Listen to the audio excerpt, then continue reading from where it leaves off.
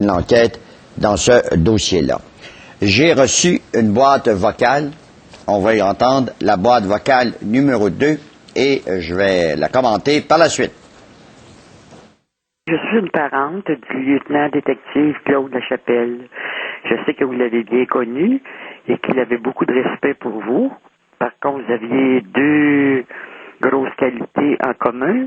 Votre grande intégrité et peut-être un petit défaut. Manquait un petit peu de sourire parfois, mais il nous parlait souvent de vous. Il avait beaucoup de respect pour vous. C'est pour vous annoncer son décès qui a eu lieu samedi à 11h.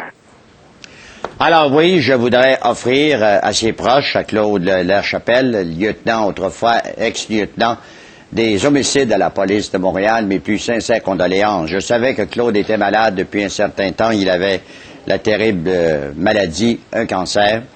Sa dernière sortie remonte il y a peut-être quelques mois ou un an, lorsqu'on a décidé de nommer une salle à la place Versailles du nom de Claude Lachapelle.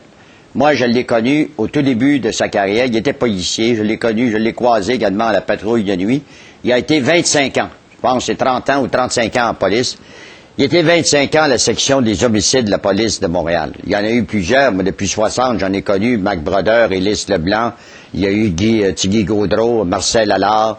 Il y en a eu plusieurs. Émile Boire. Il était, en fait, le dauphin d'Émile Boire. Pour ceux qui connaissent ça, vous avez sûrement entendu souvent le nom de Claude Lachapelle dans les reportages où vous l'avez vu à la télévision.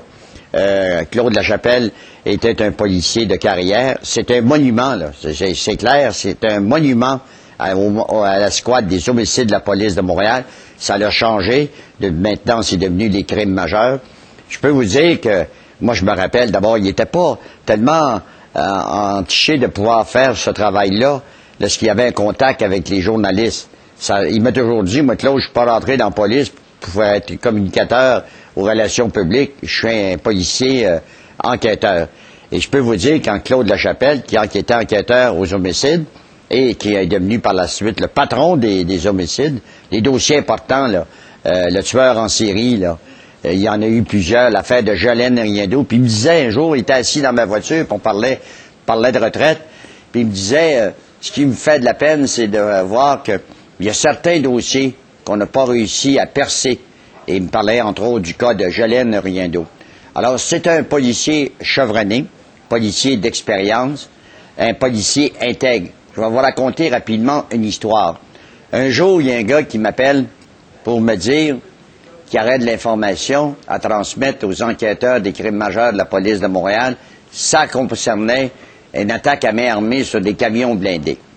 Et lui, il était recherché sur mandat. Alors, je lui ai dit, je peux faire le lien. J'ai appelé le lieutenant Claude Lachapelle au niveau des homicides et je lui ai raconté ça. Alors, il m'a dit, je suis prêt à le rencontrer. Là, le gars m'avait dit, je veux que tu sois là quand je vais le rencontrer, puis je veux pas aller au bureau.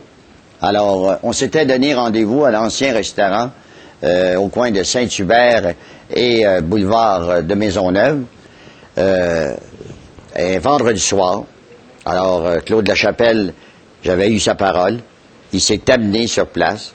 On a attendu quelques minutes. L'individu s'est présenté. Je me suis levé pour ne pas entendre la conversation entre cette personne-là et le lieutenant Claude Lachapelle. Ils se sont donné la main et ils sont partis. Le gars est parti. Je ne sais pas ce que ça a donné, mais je peux vous dire une chose, c'est que Claude Lachapelle avait donné sa parole, il l'avait respectée. Il avait respecté tout simplement la parole qu'il m'avait donnée face à cet individu qui était recherché. Quelques mois plus tard, il y a eu des développements dans un dossier. Je ne sais pas si ce que le gars avait donné, c'était important, mais ça vous démontre à quel point il était intègre. Il m'en a voulu un jour avec mon collègue Jean-Pierre Anco, caméraman. On était rentrés parce qu'il y a un gars qui m'avait appelé, puis il dit, je pense que j'ai tué une femme. Puis je pense qu'elle est dans le bain, dans l'est de la ville. Il dit, peux-tu aller voir? Ben, j'avais appelé mon collègue Jean-Pierre Anco, le caméraman, puis on est allé dans la maison, puis on va filmer. Puis là, après ça, on va appeler Claude Lachapelle. Il aurait pu nous accuser d'entrave au travail des policiers. Il avait passé l'éponge. Mais il n'avait pas été de bonne humeur. Puis avec raison, on ne fera pas ça aujourd'hui. Alors, assez proche, mes plus sincères condoléances. Les gens m'ont appelé ce matin. Il y en a qui m'ont appelé parce que je l'ai annoncé hier. La dépouille va être exposée au salon funéraire Eugène Bourgie sur la rue Beaubien, pas Beaubien, Sherbrooke dans l'Est, près de l'Angelier. Et il y aura une cérémonie à 3 heures samedi après-midi. On peut s'attendre que les collègues qui couvrent, j'en parlais avec Jean-François Guérin ce matin, les gars qui couvrent le domaine policier seront présents pour lui rendre un dernier hommage samedi. Bon, alors dans les nouvelles, rapidement, pour ça, il y a un procès intéressant